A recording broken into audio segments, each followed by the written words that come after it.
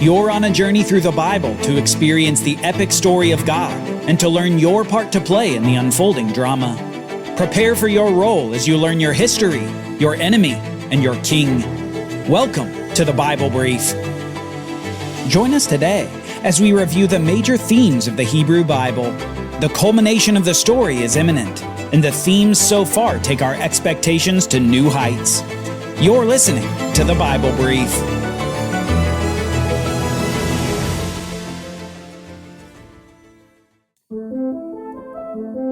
The Hebrew Bible is a unified collection of diverse books, illustrating a story that's building to an inflection point. It illustrates the main problems of the Bible, originating in the Garden of Eden through the crafty words of the serpent. And it expands to show God's purpose for the world endures. God is going to bless the whole world, and He's going to do it through a specifically chosen family line. He's going to do it through a seed. Outside of the main core of the story, however, there are several themes that support this central thrust to the story. Themes that communicate methods and principles that will help us understand the story even better. So we're going to drill down on a few of these themes as we consider the whole Hebrew Bible before launching into the New Testament. We're going to focus on four major themes. 1. God's sovereignty. 2. The temple, the priests, and the sacrifices. 3. Faith is the key to righteousness. And 4. The coming seed. So we'll begin with our first major theme, God's sovereignty. Beginning way back on the very first page of the Bible, we saw God create the whole universe, the earth and everything in it. We saw Him create the plants and animals, and we saw His crowning creation of mankind in His image and likeness. After the creation of man, He gave them dominion over the earth. That is, He granted them subordinate sovereignty. With God's blessing, they would rule over the plants, the animals, and the land. In just these first few pages of the Bible, we discover a truth that has profound influence on the rest of the story. God, the creator of the universe, has rights over His creation. He can do what He wants whenever He wants.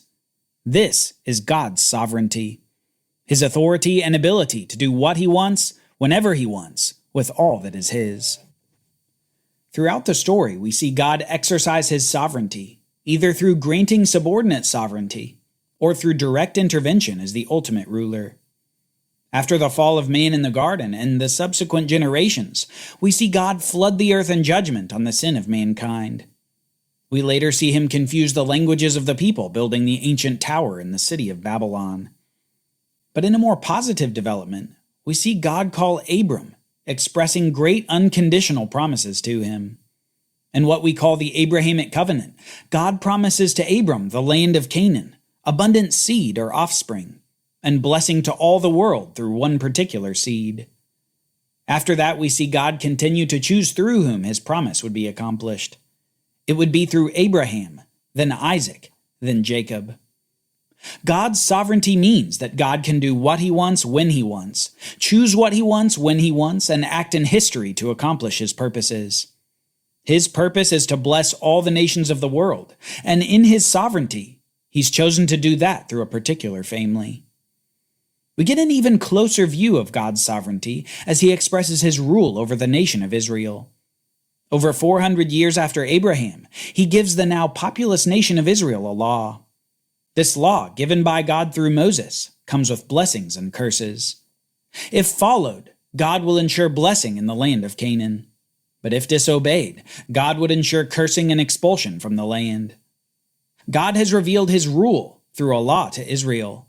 But with the complaining of the people in the wilderness, we see, alongside Moses, that Israel will inevitably disobey the law.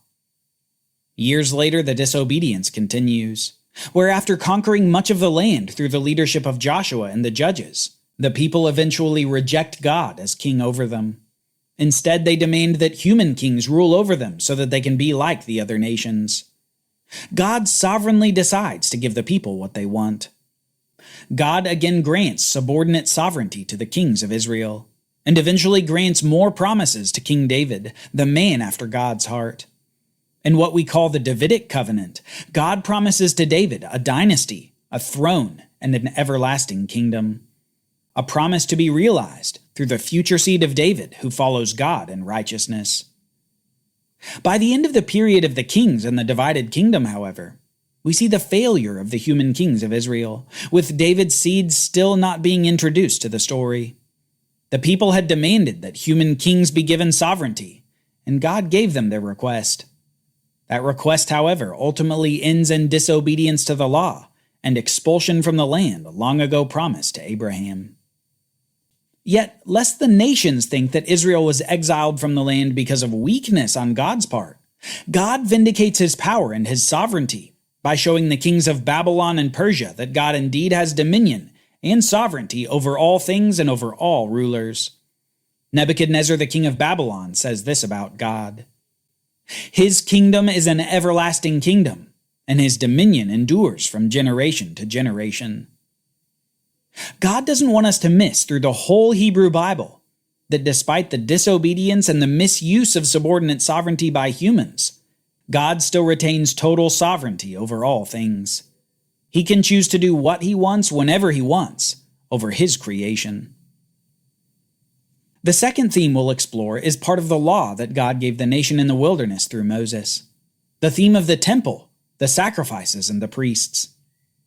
In the wilderness, God told the Israelites to build a tent for him. It would be the place where God would make his presence known on the earth.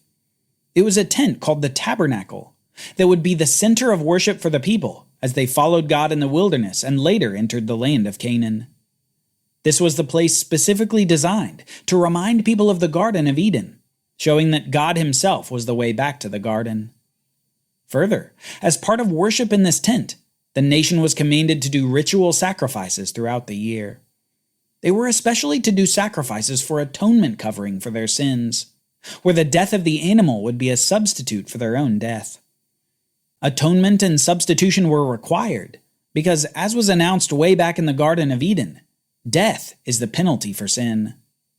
The substitute animal would die, and its blood would cover over the sins of the people, so that God would pass over them in judgment for their sins committed since they last made a sacrifice. This sacrificial system that God gave the nation allowed them to draw near to God in relationship and to maintain their end of the covenant that God made with them at Sinai. They were to follow the law, and God would bless them in their obedience. Now, the ones who actually performed the sacrifices had to be from a particular tribe in Israel.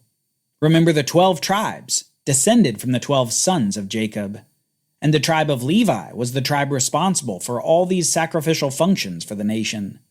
The Levites were responsible for both the tabernacle and later the temple. This temple, these sacrifices, and these priests were central to the religious life and to the covenant-keeping function of the nation of Israel. The temple aided in upholding the covenant and expressed either obedience or disobedience to the law. In fact, showing the eventual utter corruption of the temple and the sacrifices by the end of the time of the kings, God announces through the prophets the destruction of the temple and the expulsion of the people from the land of Canaan. They'd forgotten the law, and in doing so, God removed the temple, the sacrifices, and the priestly duties. Fellowship through these functions was destroyed through disobedience. Only with a new temple could they be resumed. This leads to our third theme. Faith is the key to righteousness.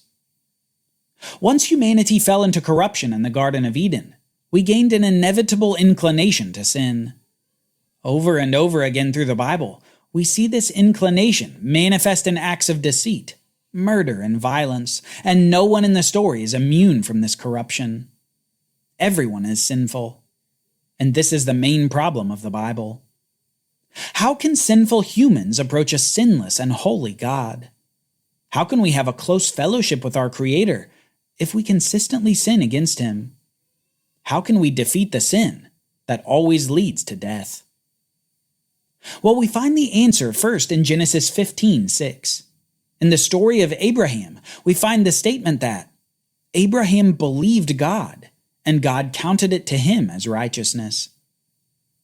Somehow, in exchange for Abraham's faith in God, God grants his perfect righteousness to Abraham. It turns out that when you're irreparably weak, the best thing you can do is believe in the strong to help you. The strong will be your strength. This is what Abraham did. He trusted in God, and God gave him righteousness. Another stark example of this is later with King David. After egregiously sinning against God and his law through coveting, adultery, and murder, David pleads to God with these words, "Have mercy on me, O God, according to your steadfast love. According to your abundant mercy, blot out my transgressions. Wash me thoroughly from my iniquity, and cleanse me from my sin." David has a faith-filled response to his own faithless sin.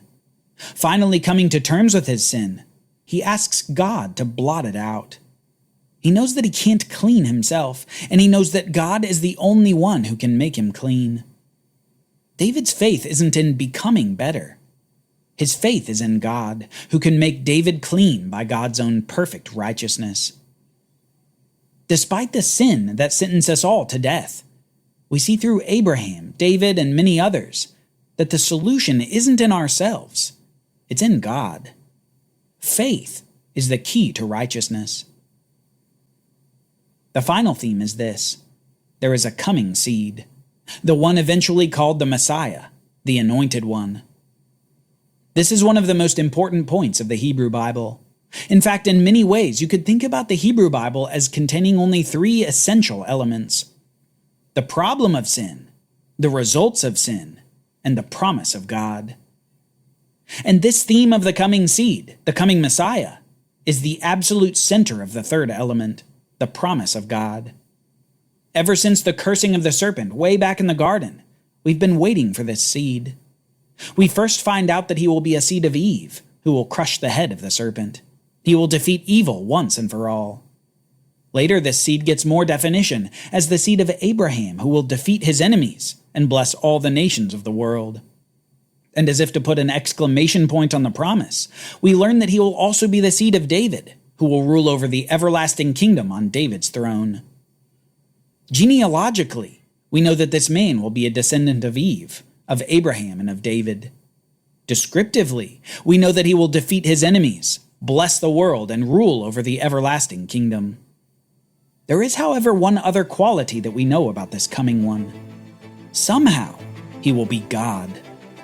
He will be called God with us, Mighty God, and the Prince of Peace.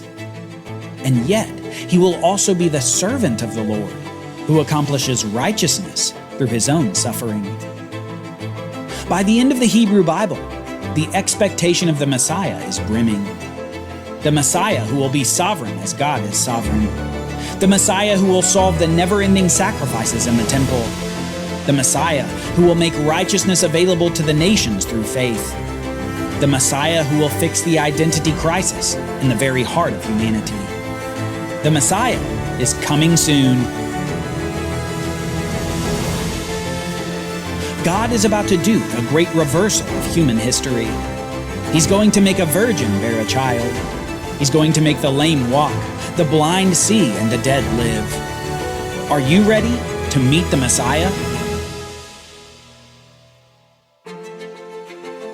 For Bible readings, reflection questions, and quizzes, don't miss the Bible Brief app.